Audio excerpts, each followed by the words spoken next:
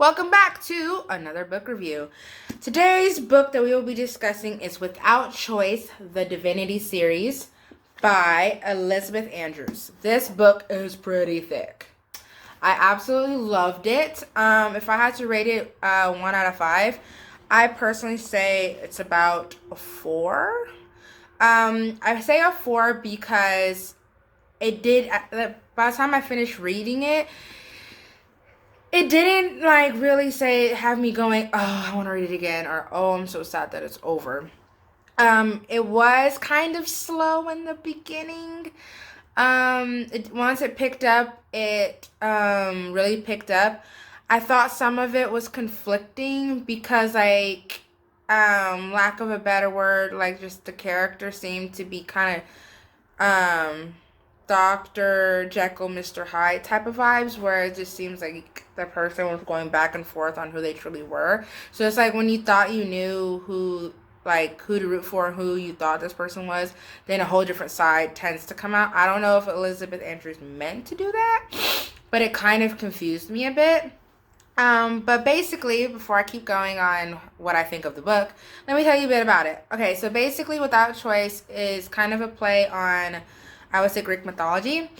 You have Aphrodite. She's a girl who's going to school to be a nurse or something like that, or a doctor. And excuse me, it has been a moment since I've read this book. Like I said, I've been doing a lot of reading and forgetting to review them. So bear with me. Aphrodite is a nursing student, and she used to live in this town. And then she moved away to Paris for a year with her mom and dad. She moved back, and basically she's trying to pick up her life where it was when she left it. One of the things that she left behind was her best friend Adonis. Adonis, of course, stayed there. Adonis is a whole main character in his own.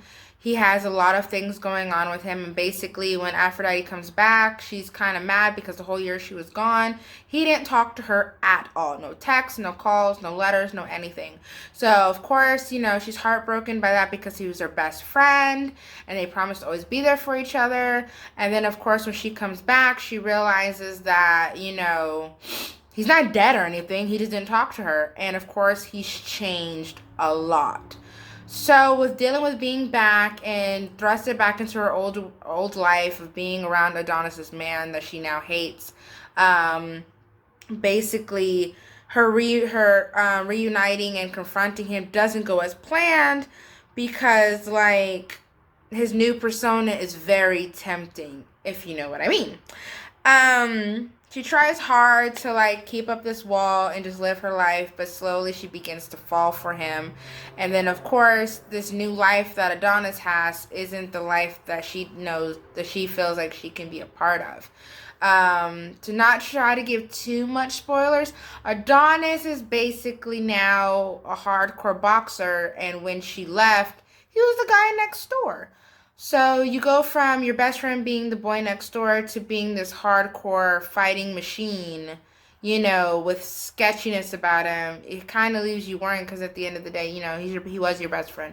Always be your best friend, so you care about him. But with dealing with that and coming back, she just, Aphrodite goes through a lot that she just doesn't know that she can really deal with. Now, going back to how it's written, it is I kind of struggle with reading it only because it just seems like some of the parts were long-winded or repetitive.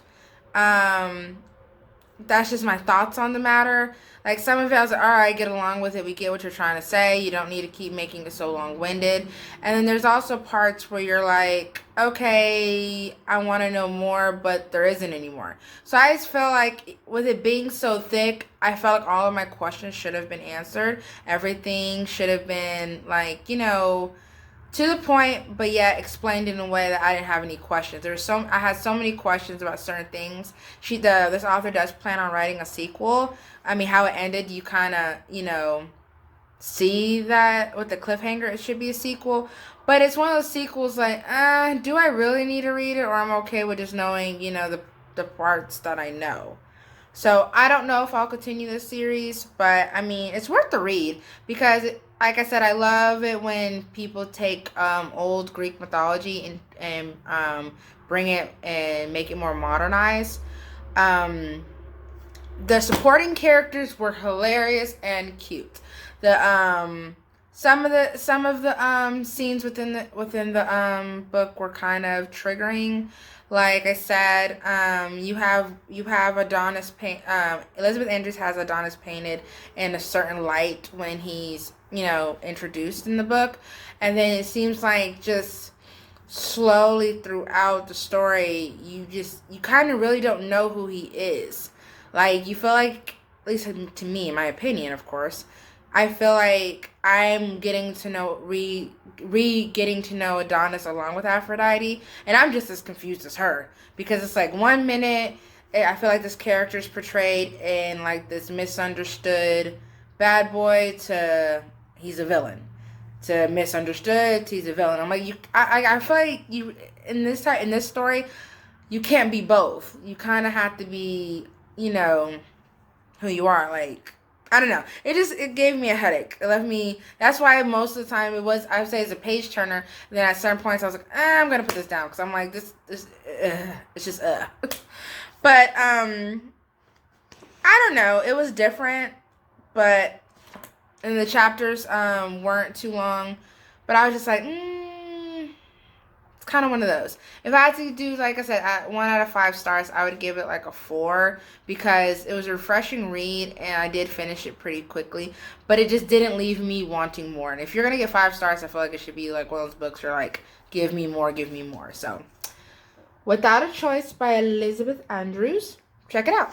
I hope this book review helped you or inspired you to either look at it, or if you're a person who was on the fence and was looking for a review to help you decide if you should purchase this book or not, I hope this helps. But again, this one you can find on Amazon. So, there you go.